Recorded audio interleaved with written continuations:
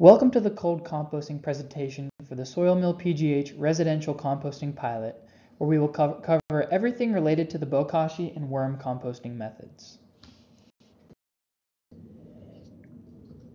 In most cases, composting is an aerobic process that requires the flow of oxygen.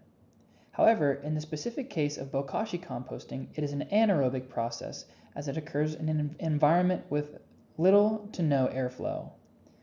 The biggest difference of Bokashi composting compared to conventional thermophilic composting is that the organic matter is fermented rather than decomposed. After the food scraps have been fermented, they are considered pre-compost and are highly acidic. The scraps must be buried in the soil using a similar technique to trench composting, where they will break down quickly into compost and the pH will become safe for plants.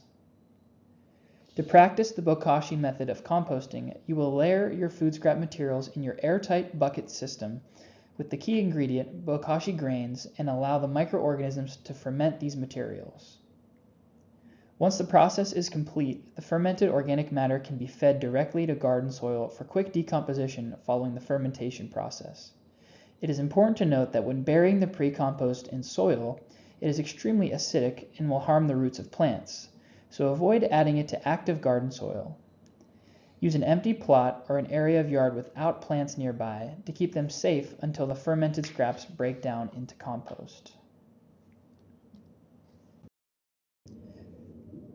There are a handful of benefits that come from the Bokashi method of composting that set it apart from the other composting methods. For one, with Bokashi composting, you can add all types of food scraps into your bucket, including cooked foods, meats, fats, small bones, and dairy products like cheese and yogurt, unlike other composting methods that have higher restraints on what scraps can be composted. You should never add moldy or rotten food or large chunks of food scraps. Additionally, Bokashi composting lends itself well to individuals who want to create compost but don't have an abundance of space to dedicate to composting. It is a very spatially efficient composting method that allows you to compost your food waste efficiently and effortlessly in a much smaller space than in most in-home or backyard methods. On top of that, the turnaround time from taking food scraps and turning them into usable soil is very fast compared to several other composting methods. Once your Bokashi bucket is filled to the top, it should take only 3 weeks for the fermentation process to finish. Then after burying the fermented food scraps in several inches of topsoil, they will break down and compost almost completely within 4 more weeks. This means that with Bokashi composting, a finished, often slightly acidic compost product can be produced within 8 weeks.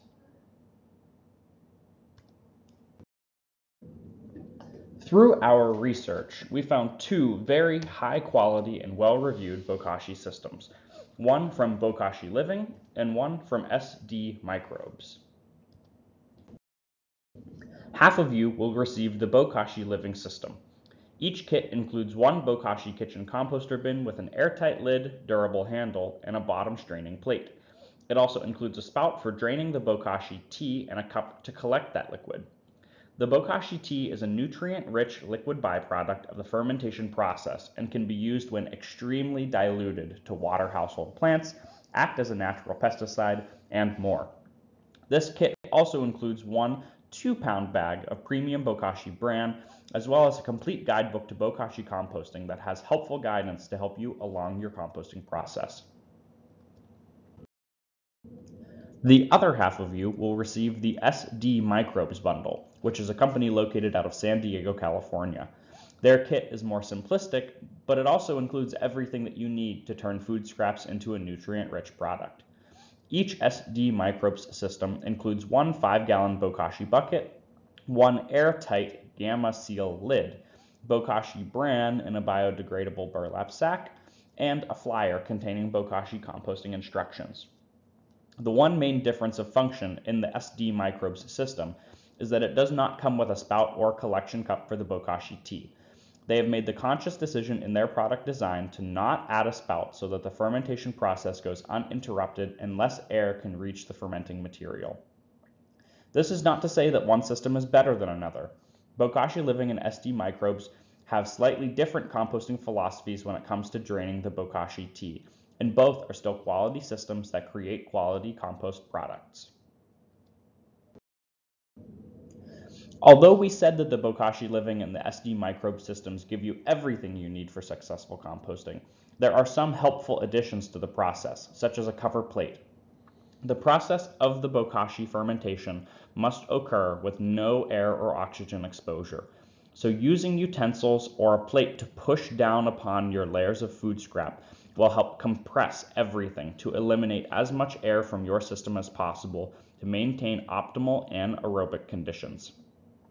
You can leave this plate or the insert inside of the system with a heavy object on top to keep pressure down on the food scraps and prevent air from further disturbing the process.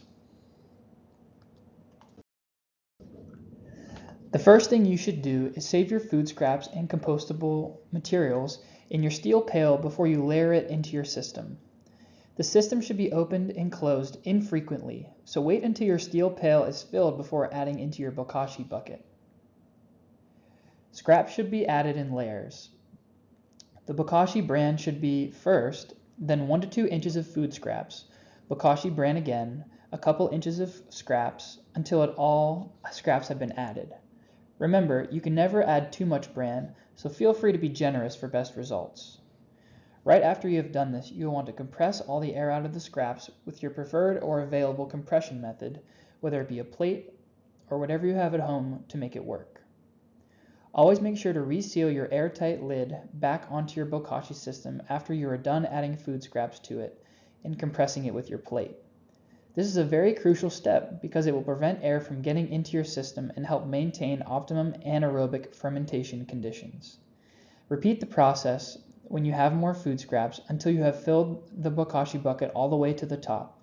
And once the bucket is filled to the top, leave it closed and completely undisturbed for 3 weeks. After this waiting period, the fermentation process will be complete.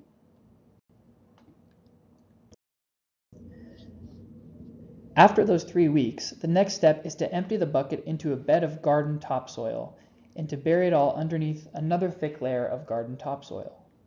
There are multiple ways you can accomplish this step of the process depending on the space you have available. You can either bury your fermented Bokashi compost directly into your garden by digging a trench out of your garden soil, filling the compost into the trench, then covering up the compost with a thick layer of soil. Again, remember that the fermented scraps have concentrated acidity and will harm plant roots, so only use vacant garden beds or use a place in your yard that is just grass. You can also use a separate container to fill with soil and bury your Bokashi compost into. With this method, you will want to use a 20 to 30 gallon plastic tote bin as seen in the pictures. Fill the bin a little less than halfway with either new or used soil, then leave a slight indented trench in the middle. Empty your fermented Bokashi compost, then bury it all in a thick layer of more garden soil. Add a lid to the tote and let it start composting.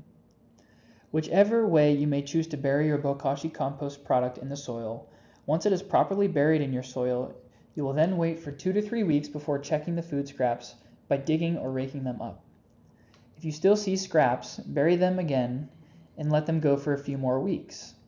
In general, acidity and fermentation make the pre-compost less interesting for pests, but it is important to bury them deeply when finishing the compost outdoors to deter pests even further. Once you've buried the scraps and they've broken down into rich soil, you can feel free to use that in gardens, houseplants, or just leave it to improve the soil health in your yard. When you are starting over again in your Bokashi bucket system, some recommend fully cleaning your bucket, and others say the best practice is to not fully wash the bucket so it can retain all the good bacteria from the previous batch. The choice is yours, but you should at minimum clean around the rim and the first few inches at the top of the bucket to preserve the airtight seal. To finish out the Bokashi composting segment of this presentation, we will cover some basic troubleshooting of mold, smells, and the size of materials you should be adding into your system.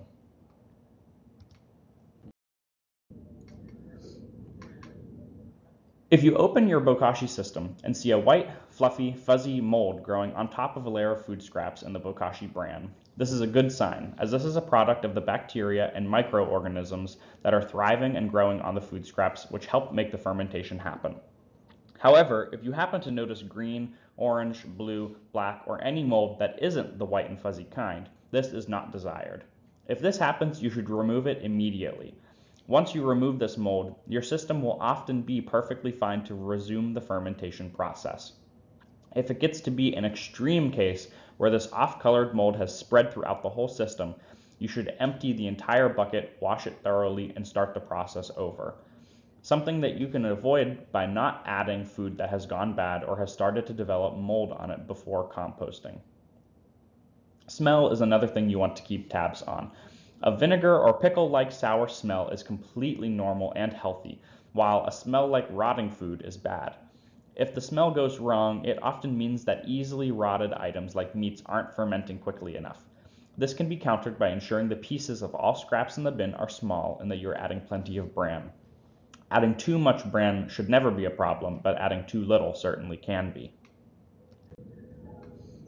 The larger the food scrap, the slower they ferment, and the more likely they are to rot.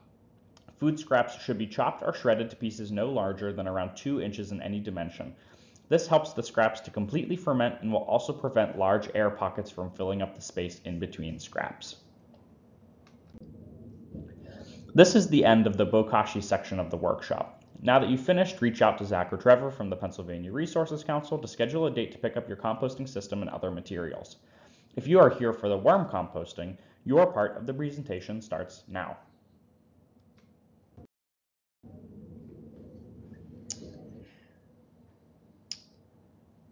Hi everyone, if you are here for the worm composting, you've arrived at the right part in the presentation. Vermicomposting is a specific type of cold composting that relies heavily on worms, a powerful decomposer, to consume organic material and turn it into worm castings, which is worm secretion.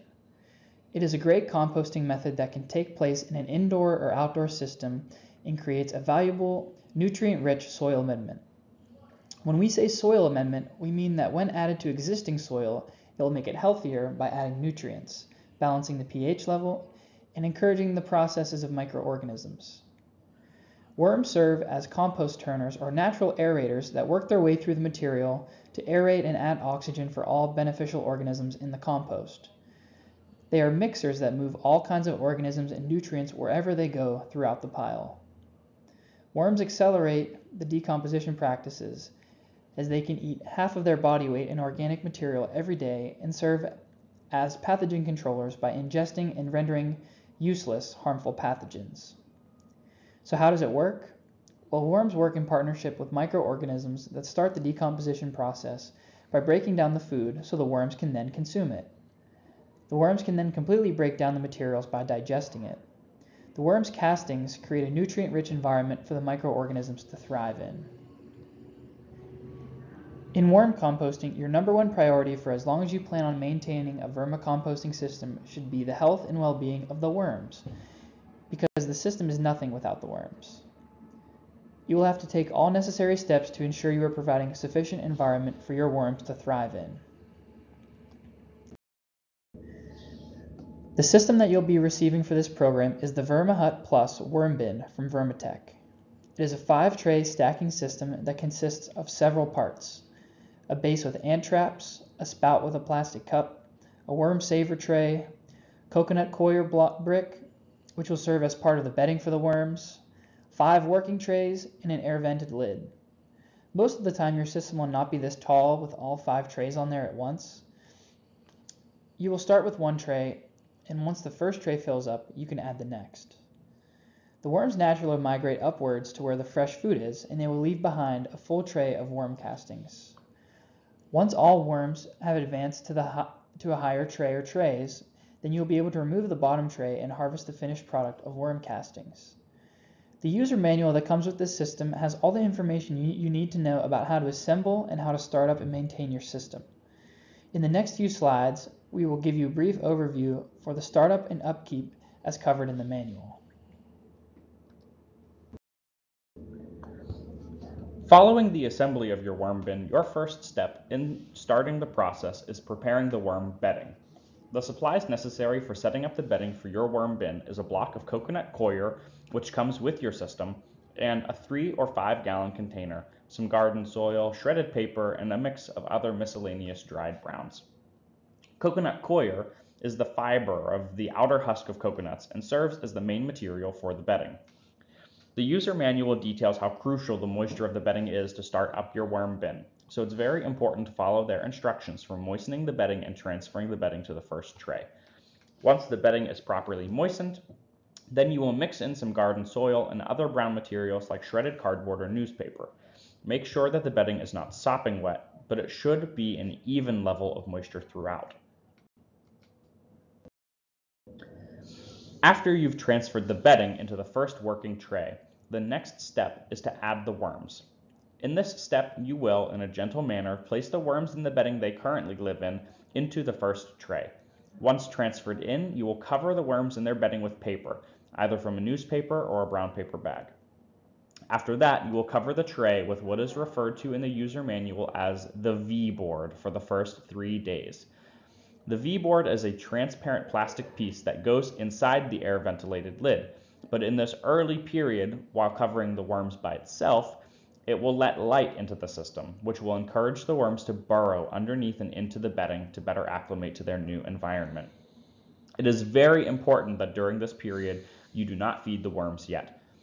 After 3 days under only the V-board, cover with the air ventilated lid for another 3 days while still allowing the worms to acclimate. Remember that worms do not like light, so if you find that they are hesitant to burrow, it can help to leave a bright light on over top of the bin for the first day or two. Once this initial week or so has passed and your worm bin is successfully started up, the next step for you in caring is feeding and upkeep. The vermicomposting system is pretty low maintenance, but it is very important to monitor it to keep up with the feeding of your worms, the adding of additional trays, and the harvesting of worm castings. On feeding the worms, a great rule of thumb is to feed them 1 handful of food scraps at a time and to feed them once every 3 or 4 days. As they begin to proliferate and populate the tray, you should be able to increase the amount of food you give them based on how quickly they consume it. After about 2 or 3 months of consistently feeding your worms in the first working tray, it will be in various stages of transformation from food scraps into worm castings. Once you notice the tray is about 75 or 80% full, it is time to add another working tray on top of the first one. You will spread a base layer of bedding into the second tray and place a handful of food onto the bedding of the new tray. Once placed on top of the first tray, the worms will begin to sense the fresh food in the new environment above them, and they will naturally work their way up into the new tray. The user manual also includes step-by-step instructions. As the worms migrate to their new working tray, they will leave behind a finished tray full of worm castings that closely resemble soil. At this time, you will be able to harvest the castings from this tray to use in your garden. When you manage your worm system, your number one priority will always be maintaining the health and prosperity of your worm population. When vermicomposting, you are first and foremost a small-scale worm farmer, and if you can maintain the proper conditions necessary for the worms to thrive, then they will take care of the rest for you. Moisture is a primary component of your worm bin success. Worms are roughly 80% water, so sufficient moisture content in your worm bin is important. The food scraps you add into the bin will have a good bit of water content for the worms, but you might have to add water to your system periodically. The best advice we can give you when it comes to moisture is to keep an eye on your system, as conditions can change day by day. And if it looks or feels dry, then you can spray some water on the bedding to remedy that. Worms also need oxygen, just like all respirating organisms, and oxygen is essential for the aerobic bacteria that helps compost. A third important factor in the vermicomposting is the worm bedding, which comprises of the primary moisture balance and home for the worms. The materials comprising the bedding are shredded paper, coconut coir, and even hay or peat moss could work well. Also, food in the feeding process is a crucial aspect of the production of worm castings. We mentioned earlier that a handful of scraps every 3 to 4 days is a good baseline for your worms and can be shifted based upon consumption. Also, the food you give the worms is important as well, as there are certain types of food that you will want to limit or avoid entirely, which we will discuss shortly. The temperature within and around your worm bin system is another key factor that you will want to keep tabs on. Worms are known to work most efficiently between 60 to 75 degrees Fahrenheit. The most important thing is to keep the actual compost bedding within this temperature range, as the temperature outside of the system can be okay to go above or below it. But the best way to keep the vermicomposting system at the proper temperature level is to keep the system in a controlled climate, such as inside your home. If you are to keep the system outside, it is best to keep it in and under an area of full shade, because it should never be under direct sunlight.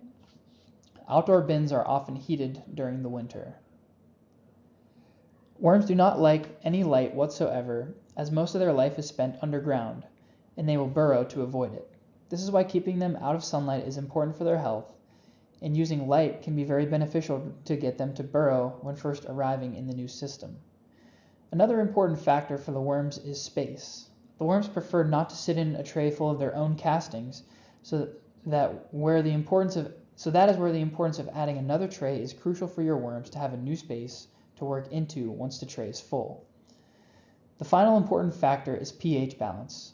Worms prefer a slightly acidic pH environment of between 6 and 7 roughly. Compared to other methods of composting, vermicomposting has some relatively strict limitations as to what materials you can and cannot add to your system. The organic materials that are acceptable to feed your worms include fruits and vegetables, coffee grounds, eggshells, yard waste, and grain products. With fruits and vegetables, remember to chop up larger pieces and stems of tougher ones so they are more accessible for the worms to access. Eggshells provide the worms with a good source of calcium. It is beneficial, though, to grind up the eggshells into smaller particles before adding them into the system so the worms can digest them more easily and for overall quicker decomposition.